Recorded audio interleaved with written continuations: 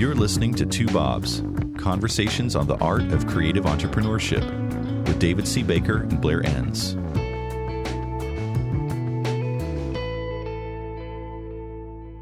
Blair, today we are going to talk about debriefing after a new business call. Not after just a business call, but a new business call, right? So how did this topic come to your mind? What got you thinking about this? I'm a fan of Ron Baker and Ed Kless's podcast, The Soul of Enterprise. They had a podcast way back when, and they made the comment that they see the after-action review as the most powerful, I'm going to get this wrong, but as the most powerful knowledge tool ever invented. Wow. That's a big statement, but we were using after-action reviews in our business, and we still use them. There's various forms of them. Their origin actually came out of the U.S. military in the Vietnam War as a way of looking at campaigns. It's a way of essentially reviewing what happened without being critical of any individual and keeping the whole thing positive so that you can figure out what you would do next time. In fact, an after-action review is really just, okay, what was the goal of the thing that we did, whatever the thing we did is, what went well, and then what would we do differently next time? And then there's some protocols around who speaks first and who speaks last and how rank is supposed to be unimportant. But I'm listening to their podcast, I realized, oh yeah, we do this all the time in our business, and it is really valuable. And I'd never thought of it as maybe the most valuable knowledge tool ever. But it occurred to me that I've never really advocated for after-action reviews in sales, but I think it's probably a pretty good idea, especially if you or employee who's on the front lines doing sales or doing new business development, if they're new or they've just come out of some training, or you're stuck and things aren't going your way. Right. But it's probably a good idea to review all of the key opportunities, the ones that you win and the ones that you lose. But even in the early days, I think just a new business meeting, like a phone call, a kind of a lengthier phone call, something lengthier than, no, we're not interested, thanks, goodbye. Or a face-to-face meeting. I think it's probably a really good idea to review. Let's just review what happened and decide what went well and decide what we would do differently next time. So just a couple of housekeeping things here. If it's a meeting where you and somebody that works with you and you're going to do the review, how soon do you do this? Is it important to do it right away after the meeting ends, like even before you get back to the office? I've got several housekeeping questions, but that's the first one. Generally speaking, the sooner the better. We were recording this on a Friday at the end of the week. We had 2 after-action reviews this week of bigger things that happened in the business. One was quite big. The sales period that just passed, that's about 2 months long. So what happened there? And another one's kind of a smaller thing that we're working on that's quite detailed.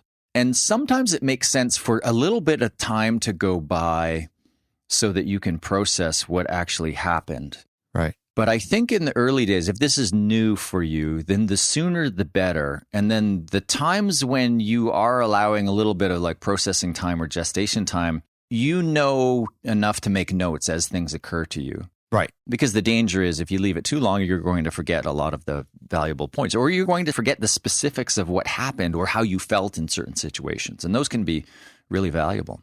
It seems like if it's you and let's say you're training somebody that's newer to your firm, sometimes it might make sense to have that person give their perspective before you give yours so that you get some independence, I would guess, too. So that's interesting. And I could see this happening then after a meeting that both of you attended, or maybe after a phone call where you're on speakerphone.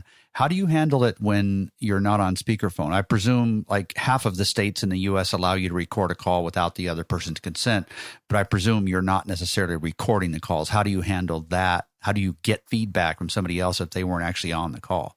Yeah, let me just speak to that issue of kind of rank or who goes first that you touched on.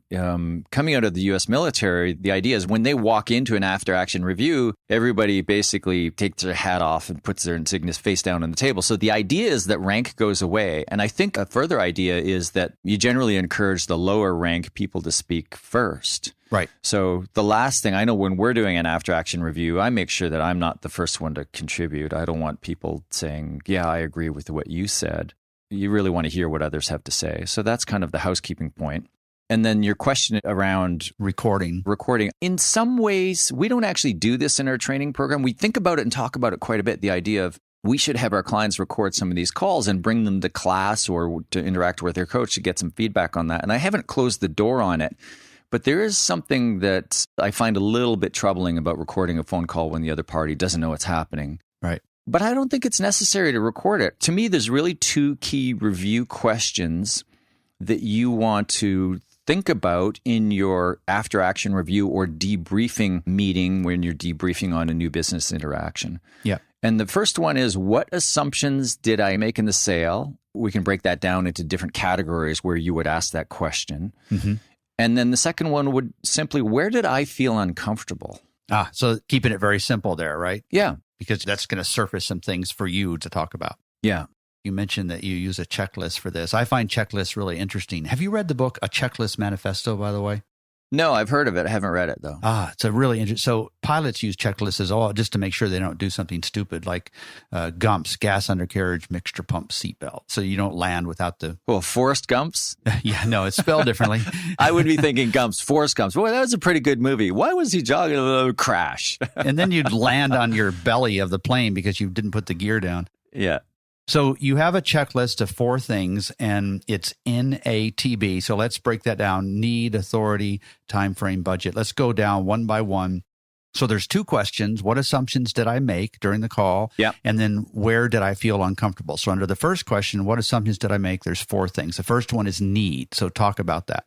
Yeah, and so the first assumption we're making here is this is what I would call a qualifying call. So a qualifying call or a qualifying conversation is one where you are assessing the lead. A lead is a clue to a possible sale. So you've got a lead represented by an individual. You're getting that person on the phone or you're having a face-to-face conversation. And then you're vetting that lead to determine if the opportunity exists. Some salespeople just work through that conversation subjectively. They feel their way through it, but it's really good to have a framework. And the most common framework is, as you call it, NATB, or sometimes referred to as BANT. We don't use either of those acronyms, but they're helpful here. So it's need, authority, or decision makers, time frame, and budget. So assuming we're in a qualifying conversation, that's the framework we're using. So the first thing we're doing is we're essentially uncovering need. And the question is, what assumptions did you make around need? And the first big mistake around need is the client says, we need a new website. And then you just take that, okay, new website, and you move on to authority or decision makers to talk about who are the decision makers, what's the decision-making process. So what should they do differently rather than just the website? You're suggesting they dig deeper than just the website when they're uncovering the need. Yeah, so there's an understanding in sales that the first stated need that you get from the client is usually some sort of tactical need, or at the very least, it's what I would call self-diagnosed. So I understand my problem, I understand the solution that I need, and here's the solution that I need. But you as the practitioner, you need to understand for yourself, and you need to validate the client's self-diagnosis. And you might not fully validate in the sale. You might have to sell a diagnostic, so you might have to do some further validation in the engagement. But in the sale, you do have some obligation to do some initial assessment. So beyond just taking the client's word for it, yeah, we need a new website, there's a school of thought, it's called the 5 Whys school of thought, that says you ask 5 whys. Okay, well, why do you need a new website? Yeah. We need a new website because online sales are dropping. Well, why are online sales dropping? And then you kind of continue to peel the onion in this 5 whys way. One day I woke up and I realized it's one of these things that I just repeated a lot, this idea of 5 whys. I heard it before and I thought it made a lot of sense. And I woke up and I realized, man, if you have to ask 5 whys, your first question is a pretty shitty one. I love that. So the idea is you're getting to the most powerful underlying need, the one that they're going to be willing to pay you the most money to fix, right? Because if they land on the tactical, that's part of how they're framing this relationship with you, is that maybe they want to pay you as a tactician rather than as a strategist. Yeah. I mean, I'll ask my clients, like, how often have you been hired? Client said, we need X. You said, okay, you were hired to do X. You started delivering on X and you realized, oh my God, they don't need X. They need Y. Right. And everybody nods knowingly. It happens all the time, doesn't it? And that's because you made assumptions in that qualifying conversation around the topic of need. And essentially you took the client at face value for, is this what they really needed? And you didn't either peel the onion or come at it another way. And I don't want to go too deep down that rabbit hole, but you can look at need as expressed tactical need, and then you can get to the underlying business need. The underlying business need is we're no longer relevant. Clients are buying from somebody else. That's much deeper. Yeah. Right. So that's a deeper need than, well, you don't need a new website. You might need to be repositioned. You might need to rethink what business you're in. You might need to launch new product offerings. etc. You might need to think of new service lines, whatever it is. And then we can talk about needs versus wants. And maybe that's a subject of another webcast, because you've got the corporate needs that the person might be expressing. But really, if you want to win the sale, you're going to have a significant advantage if you can get to what it is that personal, individual human being wants. Right. Again, that's a deeper topic. But the question is, what assumptions did I make under the area of need? Right. And that's the first one. Yeah. So it's great if you have somebody asking these questions of you. Okay, what assumptions did we make around the area of need? What did the client need? Could that have been misinterpreted? Is it possible that they need something else? Did you explore? Did you ask 5 whys? Did you get to the individual wants, etc.? Yeah. So that's the first one. Okay. The second one is around authority or decision makers. And I'll tell you, this one perplexes me, because if I could do this, like on the forums on my website, for instance, I would say, are you a decision maker or you aren't? And the problem I have is that people won't be honest about that, because they can't tell me that they're not a decision maker, because they want to be a decision maker, even though they know they aren't, right? You can't say, are you a decision maker or are you a loser? Check the box, right? So nobody's filling out my forms. This explains it. So how do you get to authority? I'm really interested in how you probe around this to surface the right answer. Yeah, so this is the most common area where people make the most assumptions, and they're most likely to be tripped up later on in the sale because they made an assumption about decision makers and decision-making process. And the problem, as you pointed out, is people are not immediately forthcoming about authority that they do not have. Right. So if you were to ask the closed-ended question, are you the decision maker on this project? Is it your responsibility to hire a firm like ours? You're almost always going to get yes. Yeah, of course. Right. Why else would I be talking to you? So a great opening question would be, in addition to yourself, who else needs to be involved in this process to hire a firm like ours? Mm-hmm. Right. So open with that question. And then you want to rely on your kind of hunch and start probing in specific areas. So you might say, if you think this person's boss needs to be involved, you would say, does your boss, the CEO, does she need to be involved in the decision? Right. And you might hear, no. No, I just tell them after I make the decision, I'll just inform them. Yeah. And then, so a great follow-up question to that would be, does anybody need to approve your decision once you've made it? That's a nonsense question, right, on the face of it. But it's a fantastic question. Does anybody need to approve your decision once you made it? Yeah. Well, the CEO it's a rubber stamp. Okay, the CEO is the decision maker. You're right. And you'll find, especially with new salespeople, like if you're the coach and you're facilitating this after-action review, you're going to find that repeatedly the big assumptions are made here, and later on they'll be the expensive ones. Okay, so first one is need, second one is authority or decision-making, the third is time frame. This one stumps me a little because I don't even know why it's important. Why do we even ask time frame questions? Like, why is this even on here? Like, I get the previous one, I don't get this one. There's really 2 different reasons we ask time frame questions, and I think most people are oblivious to the most powerful reason. The most powerful reason is time frame is a surrogate for intent. And the obvious reason is we want to know when they want to get this done, so can we start planning resources, et cetera. So when would we need to start, et cetera. So you start thinking about how and when would we tackle the job. But really, the primary importance of your time frame question is you want to discern through your time frame questions whether this is on the wish list or the to-do list. And my favorite time frame question is just that, which has nothing to do with time frame. It's all about intent. You're trying to discern whether or not somebody's just like kicking ideas around, they're still contemplating, or they've decided, no, we're going to do this project and we're going to hire a firm like yours to help us. The usual time frame questions are, when do you need to get started? When do you need to have a solution in the marketplace? Looking forward, is there a milestone or an event that you need to hit? Do you need to be in the marketplace or have this change or this project launched by certain dates, et cetera? And if you don't get the answers you're looking for, and what you're really looking for is somebody who's anchored their change in behavior to a future date. You're listening to Two Bobs, conversations on the art of creative entrepreneurship. Your hosts are David C. Baker of Recourses, author, speaker, and advisor to owners of expert firms, and Blair Enns of Win Without Pitching, the sales training and coaching program for creative entrepreneurs. For more information, go to twobobs.com. If you find this podcast helpful, please help us by telling a friend and rating us on iTunes. Thank you. Now back to David and Blair.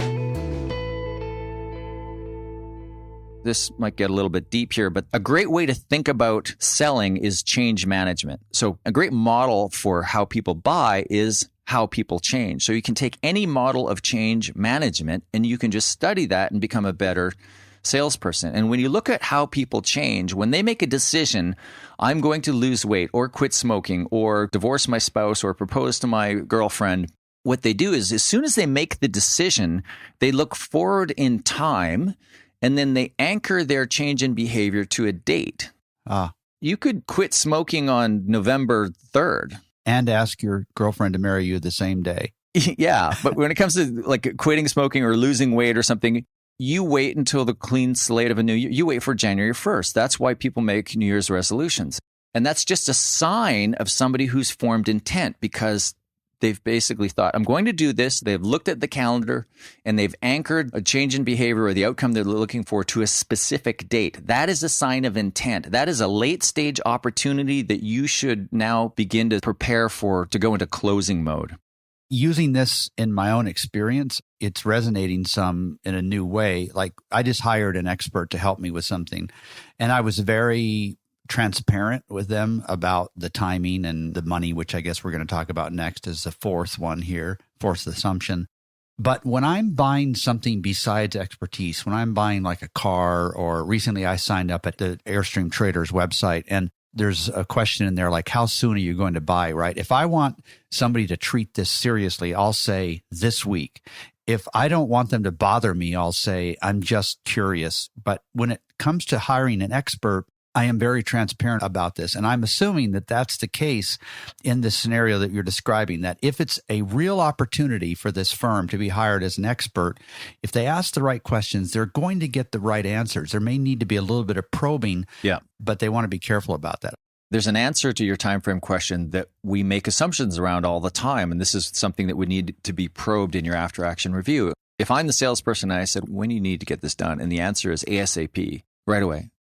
You can't proceed on that basis. You need to ask the why question. Okay, why right away? Well, because it's something I've wanted to do for a while. Okay, well, when's right away? Well, next 30 days. Okay, what if we don't get it in the next 30 days? Well, 60's fine. I'd prefer 30. This is getting into this murky area here where I start to get suspicious because I think this might be a chronic contemplator. It's great that you have somebody who has some urgency, but you want to look for the reason why there's some urgency. So was there a triggering event in the past? But really, you want somebody who's looked forward into the date and said, okay, we're going to start on this date, or we need to be in the marketplace by this date. And here are the more valid reasons why. Like a great one would be, we've got a board meeting or a trade show. Yeah. Those are rock solid events. Drop dead dates. If we miss it, we're... Yeah. And then there's intent around that. So this idea of ASAP, that's the same as never. So if you get ASAP, you need to unpack that. You need to explore it. You can't just assume that ASAP means there's actually intent.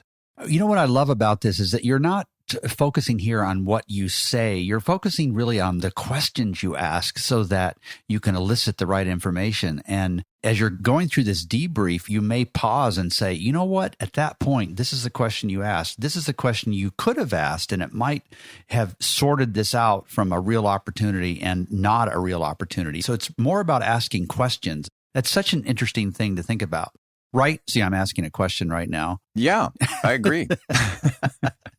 When I think back to my consulting days and how many times I had the debrief, I'd get a phone call from a client and then I draw this little grid in my call log and start asking questions. Okay, what was the need? Who are the decision makers? I go through all this and just debrief with them. And then your spidey sense, you're not getting all the information and you're not emotionally involved, but it's amazing what you can pick up. Yeah. The assumptions just kind of jump out at you. And then the second area we're going to talk about after budget of where you feel uncomfortable, that's probably even more important.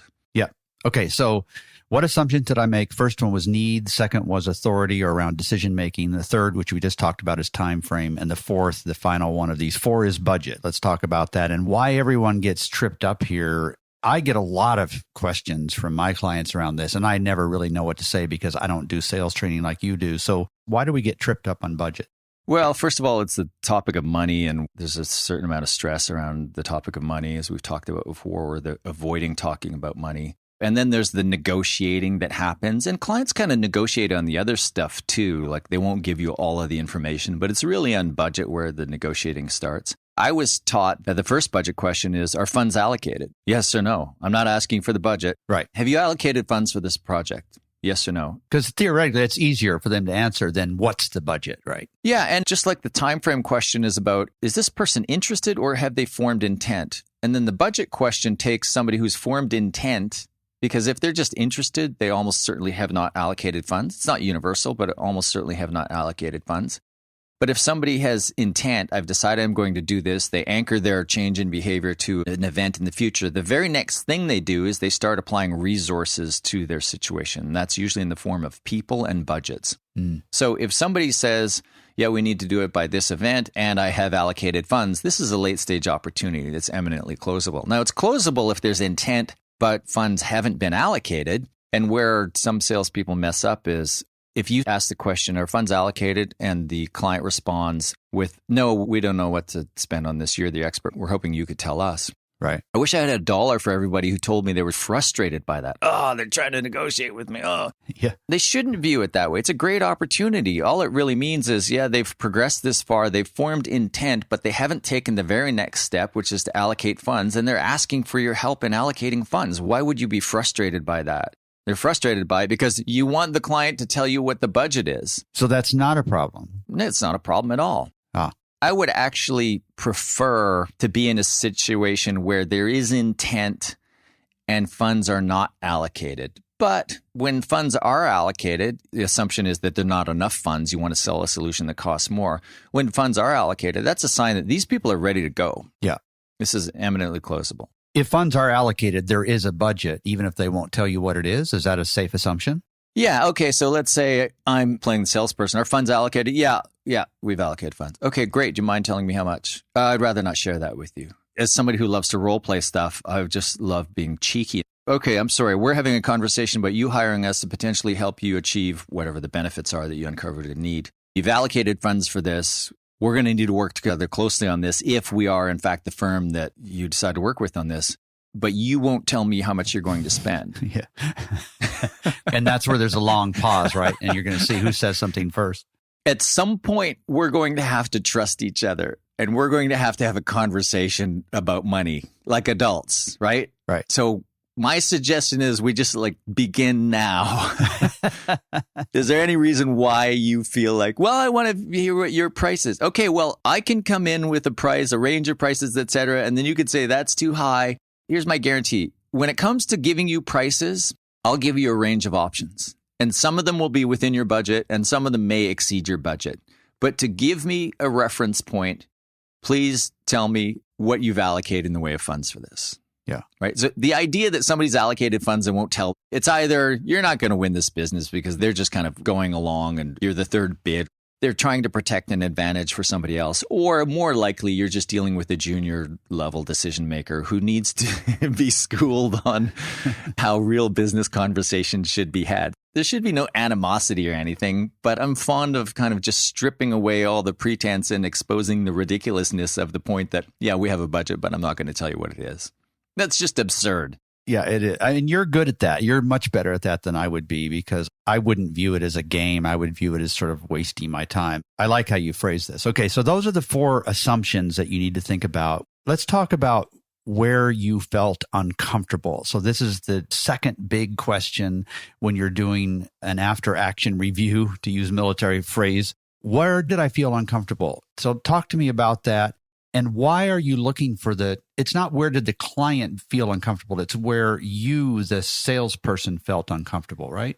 Yeah. If you only had a few minutes to do a debrief on a call, I would actually start with this. Where did you feel uncomfortable? Yeah. Usually you're uncomfortable because something isn't being said.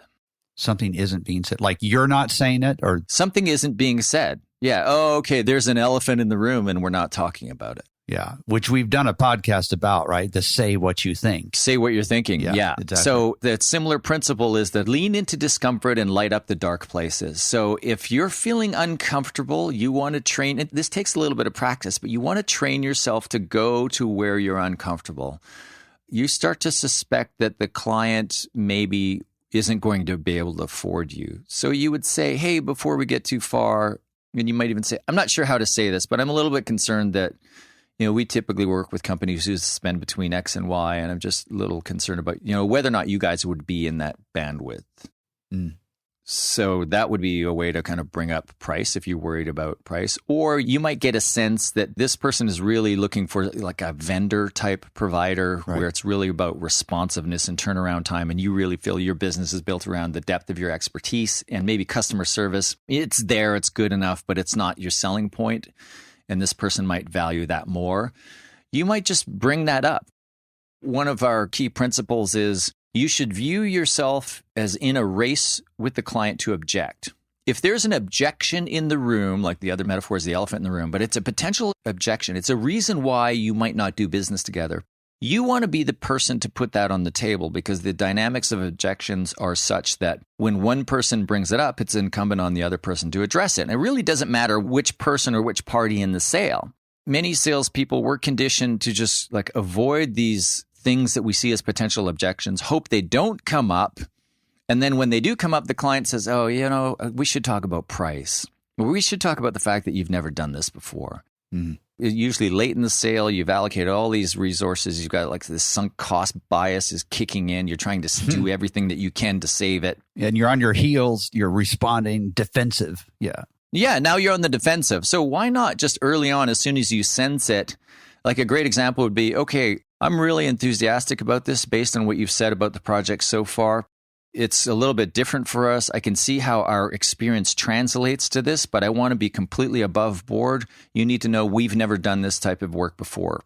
Wow. Yeah. And then I just stop and say nothing, right? Just listen to the pause. We've never done this type of work before. And wait for the client to fill that space. Even that second and a half right there when you waited, I felt uncomfortable. Right? So the client might say, oh, well, that's going to be a deal killer on our end. Well, if it is, you want to find out early, right? You don't want to find out when you're standing there with your 50-page PowerPoint presentation. You get to the last page and, oh, yeah, one more question. Thanks for flying out here. We have one more question. Have you ever done this before? No, but excuse. It's going to be okay. Yeah, you've wasted all this time, spent an all-nighter. Yeah, and you build all kinds of credibility by leaning into that objection early. You can preface it by saying, really excited about it.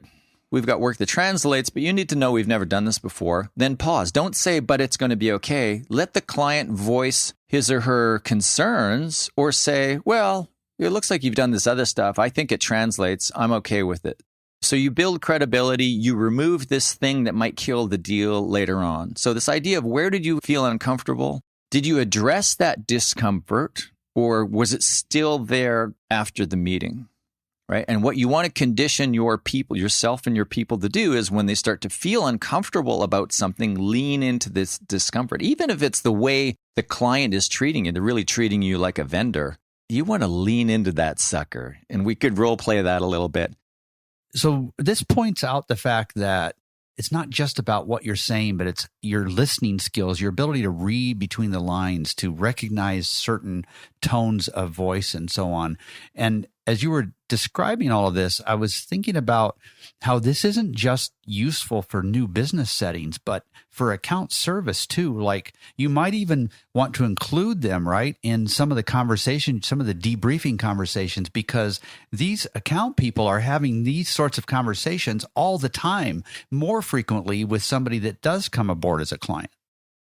Yeah, that's a really great point. And it makes me think about that in our training program, with every new term that starts, and one just started this week, as we're preparing for the term, we're trying to find more and better ways to disseminate the thinking to others in the firm. Because, for many years as a consultant, I would advise the salespeople to act a certain way.